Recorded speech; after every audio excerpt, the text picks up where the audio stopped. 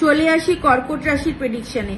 এই মাসের planetary position কিন্তু আপনাদের একটা বিচিত্র রেজাল্ট দেবে, মানে আপনার খুব পিকিউলিয়ার বা খুব সারপ্রাইজিং লাগবে যে মাসটা কেন আমার এরকম ভাবে যাচ্ছে। তো এই মাসে ধনস্থান আপনার দেখবে হচ্ছে কেতু, কেন কেতু রয়েছে আপনার দ্বিতীয় স্থানে, এবং কেতু ধনস্থান দেখার জন্য কি হবে, অনেক সময় ভুলভাল ইনভেস্টমেন্ট হয়ে যেতে পারে। তো যেখানে কনফিডেন্স নেই সেখানে ইনভেস্ট করবেন না। লোকের ওপর, মানুষের ওপর ফেথ বা বিশ্বাস কম থাকবে। ঘরে এবং ঘরের ধার্মিক অনুষ্ঠানে পয়সা খরচ হতে পারে। আউট অফ বাজেট ফিল হতে পারে এই মাসটা। পড়াশোনার দিকেও খুব একটা ভালো যাবে না। যারা স্টুডেন্ট আছো তাদের ল্যাক অফ ফোকাস কিন্তু এই মাসে দেখা যাবে।